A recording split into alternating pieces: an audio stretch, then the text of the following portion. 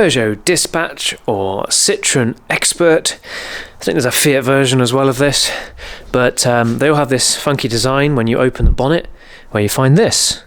And so we're going to show you how to change a pollen filter, which is where the air is going through for this. Captures the air at the top and goes in here via a pollen filter, which you need to change. So someone's been in here before and left some nuts off this car, which is a bit disappointing, but anyway, there should be two nuts on here, M6 nuts, but they're 10mm heads, the same as the two nuts, one there and one back there as well. I'll get a light on that so you can see it right in the centre of shot right now. So we're going to undo those two that are currently still there, and then it will come down and slide forwards. So let's quickly do that and you can see what's occurring. So usually I'd have to 10mm deep socket.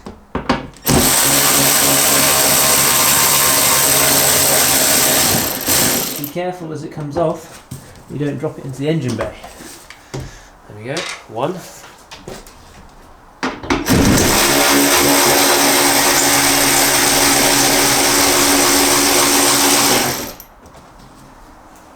Two.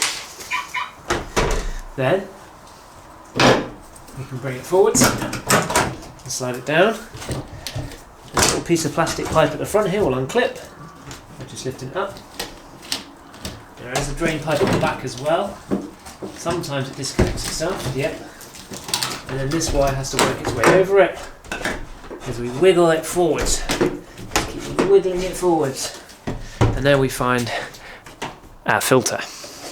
So there's the pipe on the other end, like that. That actually connects onto the tab onto the bulkhead.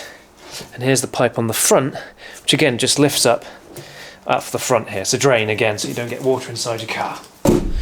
So now we've got the actual filter housing off, biggest one perhaps in existence. We can pull the filter out, and we'll find the other side to be a little bit grotty. It's not too bad. You could dust it off and hoover it, but they're not very expensive. We're going to chuck that aside, and then we're going to empty this of all the rubbish. You could probably hoover it as well, but there you go. That just helps things along a little bit. And then we get our new filter out, being cautious, excuse me, with the camera work, to identify the arrow of airflow. So the airflow is coming towards you as we stand, essentially. So we push that into its filter housing, try not to get it dirty, obviously, because the airflow is coming in here and then through here, so the arrows need to essentially face you. Okay, let's get ourselves back in position to slide this bad boy back in the car. Okay, that filter housing ready in hand. I've also got a couple of nuts up here that I've found in my tray of spare nuts to replace the originals. We've got to bring this wire over the top of the filter housing to sit in front. We've dropped the front pipe down into the gap between the engine and the front of the car. Bring this wire behind a little bit more so it's out of our way. There we go. Now I like to lift it up at the back like that, and then up to the front, and then slide it back in place, just like that. Got now 4 nuts to get into position.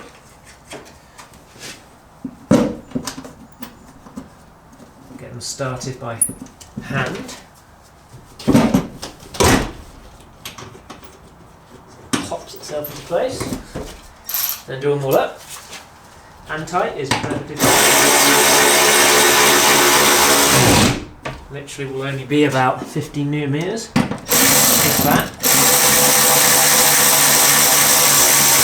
Probably 10mm to be honest.